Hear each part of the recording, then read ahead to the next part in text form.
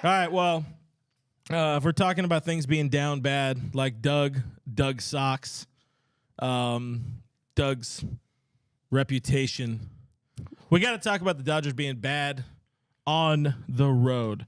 They are now 17-19 on the road, lost 4 of their last 5 series on the road. There's a stark difference between what the bullpen is doing on the road versus at home. And just run prevention for this team, it's kind of all bad. What the hell?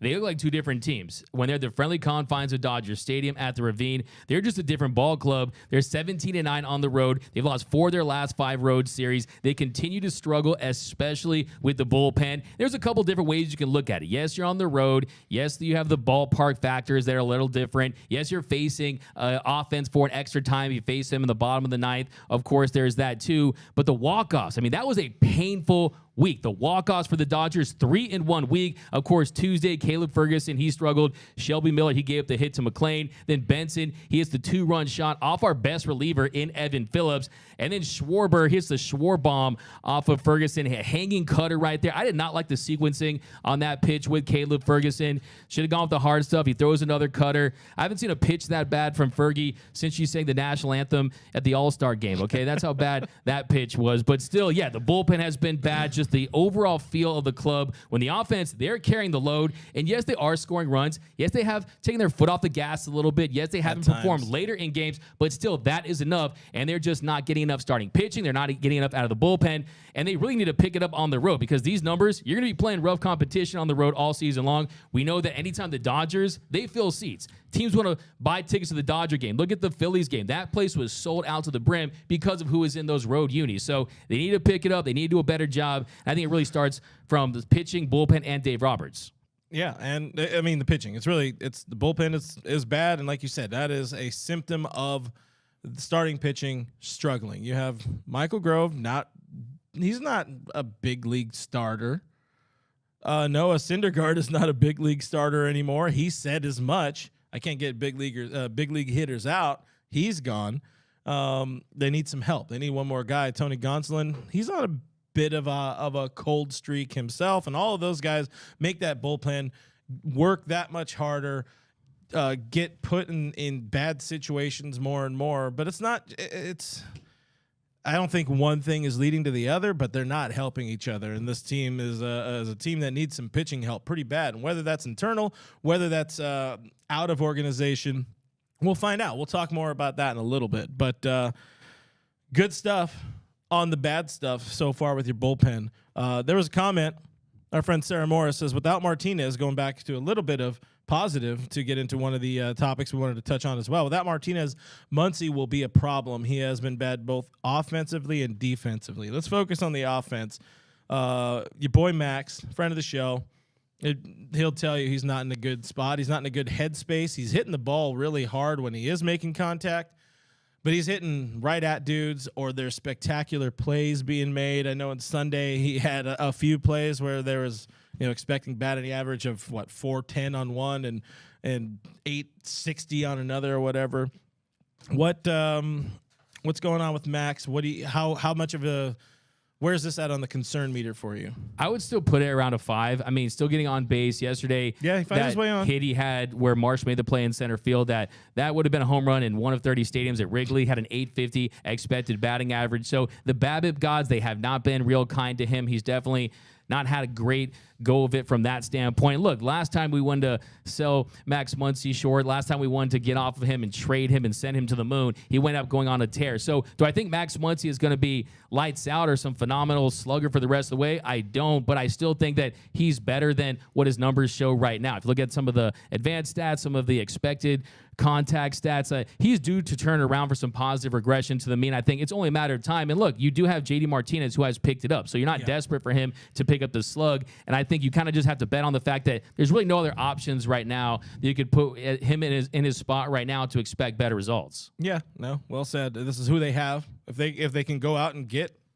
a Matt Chapman or go out and get a Nolan Arenado, clear improvements at the position, you'd love him to do that, but that's not a reality. And reality is Max Muncy's pretty decent. He's actually gotten better. He's been making some pretty okay plays at third base of late.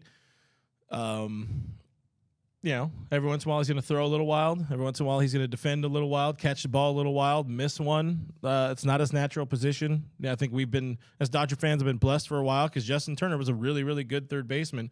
Even as he got older and started losing a step, he remained very good. But Max Muncy's better than your average guy at third base in a co-ed softball league. So if that helps, there you go. Yeah, exactly. Yeah. But going back just a hair. Let's talk about expand on one of the issues for the pitching staff, and it's been all season long, and that is the trouble, the issues, the problem with the stolen base. Teams running wild on this pitching staff. What do they do? I mean, the frustration really is that they haven't shown any improvement. You haven't seen more slide steps. You haven't seen them changing the cadence. And you saw it come into play yesterday. I mean, bottom of the third inning after Trey Turner doubled off Taylor Scott, they end up doing a double steal after that with Trey and Bryce Harper. And then what happens? Claret comes in and Stott singled to center, and that scored Turner and Harper. So in that situation, you're getting one more run when it could have been just one run. And you saw the Dodgers when they pulled within 2 with those home runs that, yeah, it could have been a closer game. But if you look at the numbers, they're atrocious. I mean, teams have stolen 84 stolen bases, 84 stolen bags against this Dodgers team. They've only thrown out 9 runners. So it tells you that they're not respecting the run. Teams aren't respecting the Dodgers. And hey, when the next time they play the Diamondbacks again, I'm afraid about that. I mean, if this is a close race and you got the Diamondbacks again and that team's running wild, they're just pickpocketing. They're stealing their lunch money, and the Dodgers aren't making the necessary adjustments. Yeah, I get real scared of the idea of the Dodgers playing the Diamondbacks again because now the Diamondbacks are kind of like this is a legit ball club. They're out there, they're winning. They got a 3.5 game lead over the Dodgers, 4-game lead, wherever the hell they're going to end up by the end of the show. They're feeling good about themselves, and I feel like the Diamondbacks really don't have anything to prove the way, let's say, the Padres felt like they had something they had to prove. So they don't care about going out and beating the Dodgers. They seem to have a real vibe, and admittedly, I don't watch a lot of Arizona baseball, but they seem to have a vibe of like, yeah, we're just here to show up and play our game today. And that's how you win ball games. The Dodgers have been doing that for 10 years. And they've won a lot of ball games over those 10 years. But when these teams match up, there's going to be a lot of stolen bags as long as Corbin Carroll is healthy.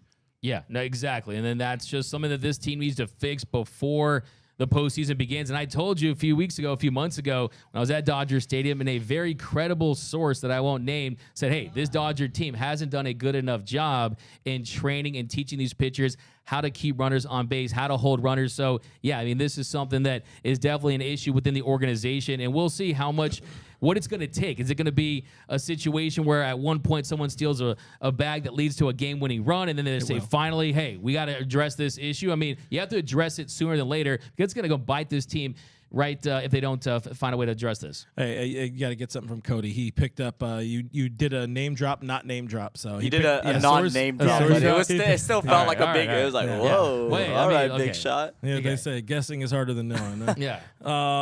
There was a good amount of comments about the Max Muncy conversation here. Some folks saying he needs to lose a pound or 2. Came into spring training decently. Let's say 10. Somebody said 10. So if we're going to be specific here. But yeah, folks want they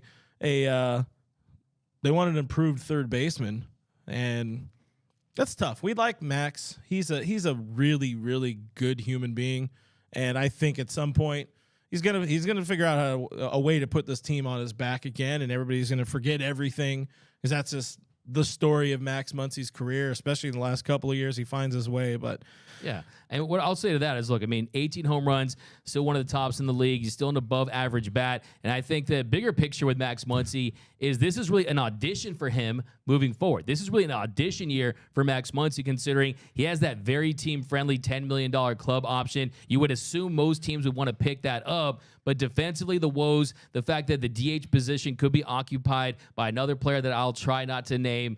And you want to see. Show me the Shohei. Show me the way. What Max Muncy can do. But I don't know what else runs the Shohei. Defensively, I mean, yeah, I remember the double in the DS with down the line with Hassan Kim in Game 4 of the NLDS. I mean, he struggled with his backhand down the line. So yeah, I think for him, if his offense is good enough to justify the defense, you'll take that. But it's not easy to go out there and find a Nolan Arenado, a Manny Machado. Those players come at a premium. You're looking at $200+ million for a player of that magnitude. And I think this Dodger team, they want to allocate their resources to other positions. Yeah, I'll just say, don't sell your Max Muncy stock because we like him. That sounds like a clean cure. Okay, I'll do that. I honestly feel he's gonna have a pretty good homestand. He's due. He looked very, very frustrated in Sunday's game there, Sunday's loss.